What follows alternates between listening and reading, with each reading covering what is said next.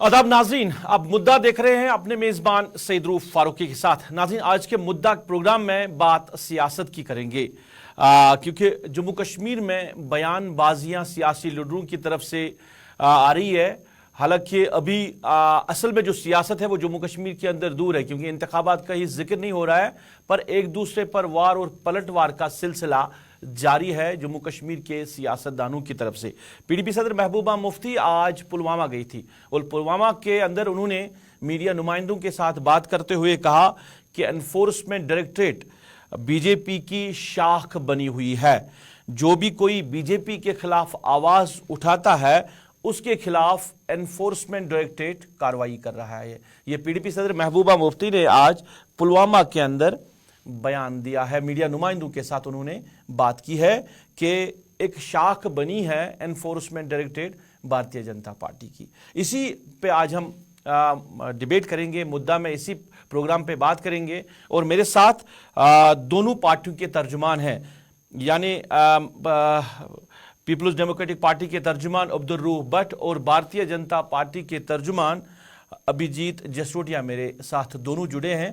पहले हम महबूबा मुफ्ती की बाइट आप तक पहुंचाते हैं, क्या कुछ उन्होंने पुलवामा के अंदर कहा, उसके बाद इस डिबेट का आगाज करेंगे।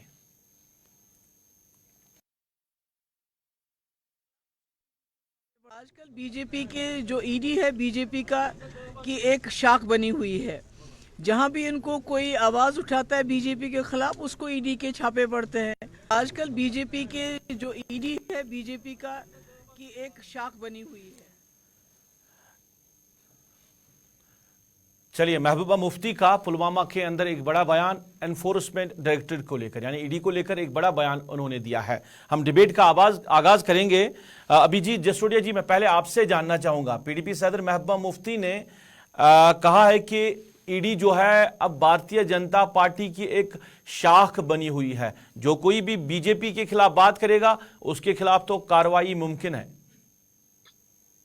देखिए, ऐसा है कि कहने को नेता हैं, कुछ भी कह सकते हैं। अब क्या करें कि बोए फूल बबूल के तो आम कहां से काटोगे।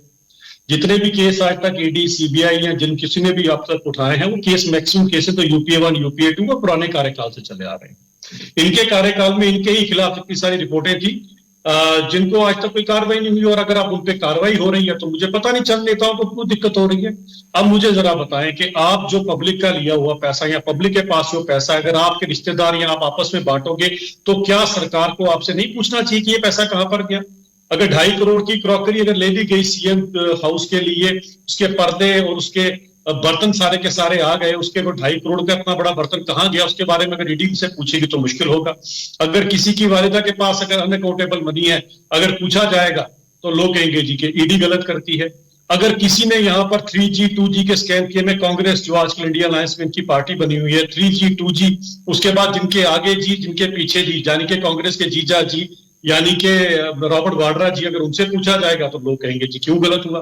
तो मुझे बताएं कि जब आपने स्कैम, कहा नेहरू जी के टाइम से इस देश में स्कैम होना शुरू थे, सबसे पहला स्कैम आजाद भारत का था तो उसे जीप स्कैम कहा गया था। उसके बाद इनकी सहयोगी पार्टी के पार्टी प्रेसिडेंट पार्टी युवराज जो है वो नेशनल हर्ट केस के ऊपर, बेल के ऊपर घूम रहे हैं। इनके पार्टी वालों से पूछा जा रहा है कि आपने 2.5 लाख की नौकरियां किस तरह से बांटी बैकवर्ड अपॉइंटमेंट से। इनके पार्टी के मामा जी, उनके सपुत्र जी बिना कोई एग्जाम दिए केएस ऑफिसर बन जाते हैं। उनसे अगर कोई पूछा जाता है उस टाइम पे तो उनको उसमें दिक्कत होती है। तो मुझे लगता है कि जब आपने इतनी सारी बैकवर्ड अपॉइंटमेंट कर रखी हो, इतने जब आपने लूट खसूट बचाकर रखी हो, अगर आपसे कोई पूछेगा तो आपको लगेगा ईडी कार्रवाई करिए। ईडी तो वो कर रही है जो काम करना चाहिए था उनको, जो आज तक नहीं हुआ इस देश के अंदर। अब आप उसे भारतीय जनता पार्टी की शाख बताएं या किसी और की शाख बताएं तो अच्छी बात है। सत्य की अगर बात कोई करता है उसके लिए हमें कोई भी अगर तोहमत सहना पड़ती है हम उसके लिए तैयार है, लेकिन सच्चाई सच्चाई है। सच्चाई के चलते सईद साहब आपके ऊपर ईडी ने कुछ नहीं कहा। हमारे साथ हमारे पीडीपी के लीडर बैठे हैं, इनको कभी किसी ने कुछ नहीं कहा, रोफ साहब को कभी कुछ नहीं कहा किसी ने। तो मुझे लगता है कि जो लोगों का दामन पाके उनको डरने की जरूरत नहीं है। हाँ, अगर कुछ किया तो डर तो लगेगा। बिल्कुल रोबर्ट, जिन लोगों का दामन साफ होगा उनको डरने की जरूरत नहीं है। ईडी उनके खिलाफ कार्रवाई कर रही है जिन्होंने कुछ गलत किया हो। ईडी भारतीय जनता पार्टी के कहने पर कुछ नहीं कर रही है। रूप साहब, ये बात रोज रोशन की तरह आयात है कि जो महबूबा जी ने कहा उसमें सदाकत है। ये सिर्फ जम्मू कश्मीर की बात नहीं है, आप देखो बंबई में क्या किया इन्होंने शिवसेना के साथ, आप देखो आजकल क्या हो रहा है अपनी पार्टी आम आदमी पार्टी के साथ दिल्ली में क्या हो रहा है। आप बताइए मुझे, ये सिलेक्टिव कर रहे हैं। हम इसके खिलाफ नहीं है कि चेक एंड बैलेंस, अकाउंटेबिलिटी नहीं होनी चाहिए, अकाउंटेबिलिटी अक्रॉस द रोड होना चाहिए, अकाउंटेबिलिटी सबके साथ सेम होनी चाहिए। यहाँ क्या हो रहा है, यहाँ उन लोगों को उठाया जाता है जो सच की बात करते हैं, जो आईन की बात करते हैं, और उन लोगों को जो बीजेपी को टारगेट करते हैं उनको दूसरे दिन ईडी आती है, और जब वो बीजेपी ज्वाइन करते हैं उसके बाद वो सब कुछ उनका ठीक होता है, वो दूध के दूल्हे बन जाते हैं। तो हम ये समझते हैं कि ये जो है ये नहीं होना चाहिए। अगर ये चाहते हैं कि यहाँ अक्रॉस द बोर्ड यहाँ अकाउंटेबिलिटी हो, तो बीजेपी के कितने लीडर साहिबान हैं जिनको ईडी ने पूछा, हमें बताइए। हमने, हमारे सामने बंबई नहीं है कि वहां क्या हो रहा है, हमारे सामने दिल्ली नहीं है कि केजरीवाल सरकार के साथ क्या हो रहा है। तो यहाँ तो लेबोरेटरी है, यहाँ तो हम पिछले 5 अगस्त 2019 के बाद यही देख रहे हैं। आप देखिए कितने जर्नलिस्ट बंद है, 48 जर्नलिस्ट जिनको जो है बिहाइंड द वार किया गया है। आप देखिए कितने बिजनेसमैन को जो है यहाँ सताया गया, कितने लोगों को give the dog bad name and kill, कितने लोगों को इल्जाम देकर जो नौकरी से जो है बर्खास्त किया गया। उसके बाद उनको कोई हक नहीं है कि वो जुडिशरी में जाए, वो जो है दरवाजा खटखटाए, तो वहां तो उन्होंने इनको कोई ऑप्शन नहीं रखा है कि ये कोर्ट में चले जाए। तो हम ये कहते हैं कि ये जो है इससे जो हमारे इंस्टीट्यूशंस है वो कमजोर हो रहे हैं। आप जो है अपने मुफाद के लिए इंस्टीट्यूशंस को इस्तेमाल कर रहे हो, इनकी साख कमजोर हो रही है। और देखिए आप कहीं पर भी जहां पर भी कोई बात करता है यहाँ, चाहे वो पॉलिटिशियन हो, चाहे वो ब्यूरोक्रेट हो, चाहे कोई एनजीओ हो, सबके साथ आप सबको कहते हो कि सब चोर है। सिर्फ यहाँ एक जो है नेशनलिस्ट है, एक दूध का दुला हुआ बीजेपी के लोग हैं। ये कैसे मुमकिन है?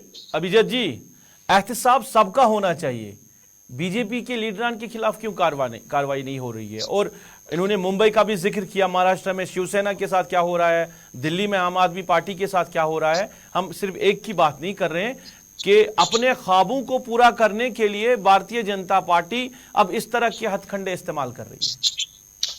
रूप साहब, मैं आपको एक बात कहूं, एक शेर अगर आपको पता होगा, तुझे इस बाजार का दस्तूर में बता नहीं सकता, बिक गया जो खुद वो खरीदा हो नहीं सकता। बिल्कुल। इन्होंने आम आदमी पार्टी की बात की, मैं इनकी कांग्रेस की सहयोगी पार्टी से शुरू करता हूं। कांग्रेस की पार्टी के स्कैम के अंदर आपको एक स्कैम से याद होगा, कोयले की दलाली में जो मुंह काला हुआ था। आम आदमी पार्टी ने शराब की दलाली के अंदर अपना मुंह काला किया और अब जेल के अंदर लग गया बाहर से ताला। अब सभी के सभी जो लोग हैं बारी बारी उन्होंने लाइन लगाई हुई, तिहाड़ जेल के अंदर आम आदमी पार्टी का हेडक्वार्टर बन चुका है।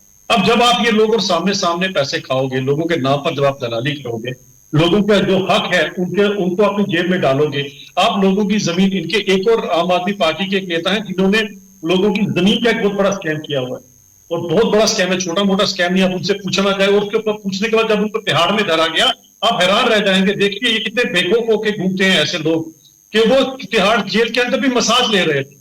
अब ऐसे लोगों को आप सोचिए, इतनी बड़ी सरकार के होते भी इनको खौफ नहीं है। तो जब ये सरकार नहीं थी और जब इनकी सहयोगी सरकार कांग्रेस थी, तब इन्होंने क्या हाल किया होगा इस देश का, ये सोचने वाली बात है। 47 में देश आजाद हुआ था, हमारा देश कोई छोटा मोटा देश नहीं था, इस देश में सोर्सेज तो शुरू से थे, लेकिन 2014 से पहले क्यों नहीं तरक्की हुई? 2014 के बाद किस तरह से ये आगे आगे हर जगह तरक्की होना शुरू हो गई? अभिजीत जी, सवाल बड़ा बन गया। अभिजीत जी, जो सवाल मैं उसी बात पे आ रहा था, मैं सवाल रूपट कर रहा है वो कह रहा है कि क्या भारतीय जनता पार्टी के किसी एक लीडर के खिलाफ कार्रवाई क्यों नहीं हुई है? ये कह रहे हैं कि सबके सामने आया है, क्या कुछ हो रहा है? मुझे एक बात बताएं कि जब जो सरकार का जिसका मेन मुद्दा ही है, जिनके प्रधानमंत्री का मुद्दा था, ना खाने दूंगा ना खाने दूंगा, ना खाऊंगा ना खाने दूंगा, ऐसे लोगों के अंदर आपको लगता है किसी की हिम्मत भी होगी कि वो इस तरह का कोई काम कर सकते?